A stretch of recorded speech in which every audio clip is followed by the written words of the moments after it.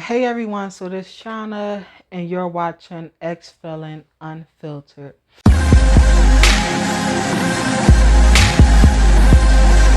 On December 23rd, 2011, that night I got my family member together, got myself together, and we left. We took the Greyhound from Maryland to Philly. When we got home, it was midnight. It was Christmas Eve, and my mom, she was so excited to see her, and like they wasn't that excited to see me, but whatever. But being as though it was around the holidays, I stayed. Like they really didn't ask me too many questions or whatever, but I just stayed with my mom the new year, and then I started looking for like rooms to rent because again, I was only getting Social Security, and that was the only income that I had. Stayed with my mom until like literally January, like the beginning of January, because I knew after the holidays stuff probably was going to start happening, and I didn't want to get my mom into it or let her know anything. And I knew that after the holidays, most likely they'd be start looking for me. I was on a run, but I technically didn't know I was on a run, but I was on a run. So, um, I had a friend that I met, and she let me stay with her until I was able to find me an apartment or another room to rent. I was living there for 2 months. Um, and I remember me finding a room for rent, and I found a room for rent, and I found a room for rent, and I was finding other rooms for rent, and I was just looking through my options, and in the midst of me living with her and looking through my options, it was like more evident for me to go. Because first of all, her neighbor, it was an old lady. Every time she came in, she used to say like little stuff like, why is she still there? She need to get up and get her own apartment. And my friend, she just laughed and agreed with the lady. And I'm the type of person, at that point, I didn't know how to deal with confrontation, especially with a friend. And what I had to deal with my other friend and living with her, I at that point I didn't know how to deal with confrontation, cause I don't like arguing and stuff. So that just kept on happening, and one day I said, "Do you want me to leave? Cause I always hear you talk to your neighbor about me, and or your neighbor talking to me to you. Y'all talk basically both of them was talking about me to each other." And she was like, "Oh no," she was just asking, blah, "Do you want me to leave or not?" Then she's like, "No, you can stay here until you get your own place." I said, "Okay." And during this time, when I came home from Maryland, and I was with my mom for like a week, and then moved with my friend, um,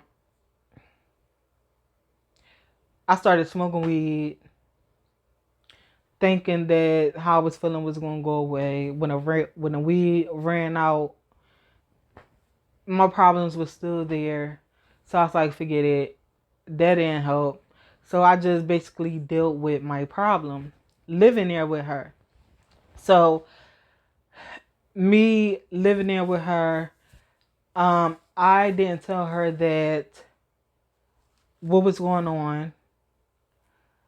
All I knew that is I needed to rent a room or go somewhere because I was starting to feel uncomfortable and I needed to go.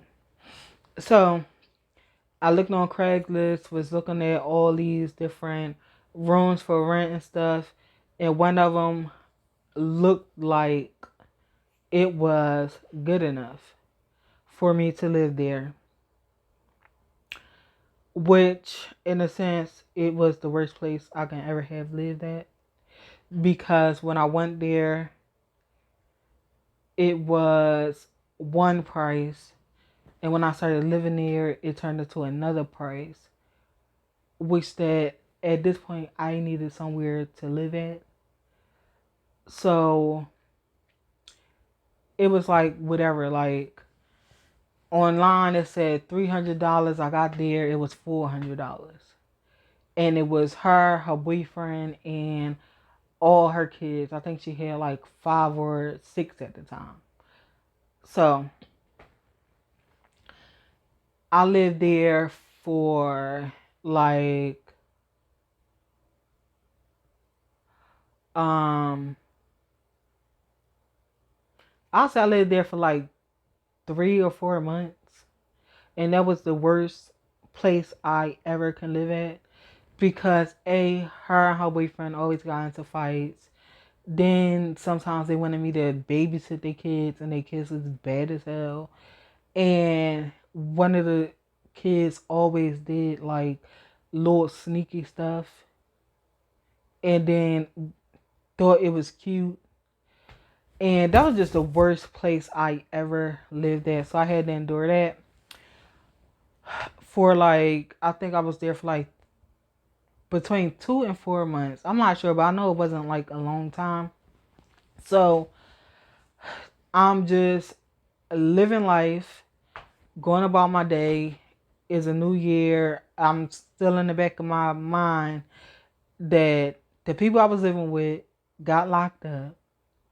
I know that they looking for me at this point because they calling my mom, and my mom, she really honestly didn't know where I was at. She honestly didn't know nothing. They kept coming to our house. They kept calling calling her, coming to my house. They kept on bothering my other sister because my mom and my sister used to live next door. Um, when my sister, when she went in and had a baby, they thought she was me. And they tried to find every way they can to look for me. And the people, they just kept coming back and forth to my mom. I still was kind of talking to my mom, and she was telling me, or I would see it on Facebook. They used to put all types of stuff on Facebook. Ugh. But anyway, so they kept telling me that the detectives came there looking for me. I said, oh, okay, like at this point, like I really didn't care, cause like basically, like why y'all looking for me? Y'all already locked up the people y'all wanted to lock up. Like why y'all looking for me? So um, it was one day when I moved out of my friend's house and moved into the room that I was renting out. Um, again, that was the worst experience ever. Just living there. Um, I was already in a space where I was looking for another room to rent, because some of the toxicity that I went into moving into that room, living with them people, is the same type of toxicity I went through during moving from state to state, living with people, and like a lot of stuff. It felt too close to home, and I wanted to be out of there. So I was looking for another room for rent. And with that, it was this one, it was a good one because I didn't have to pay rent. All she wanted somebody there to be a live-in babysitter to be able to watch her daughter. And that was right up my alley.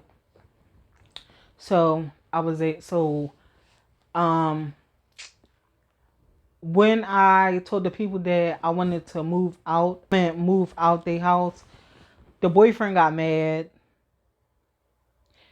And when I went there to go get my stuff, all of my stuff was outside.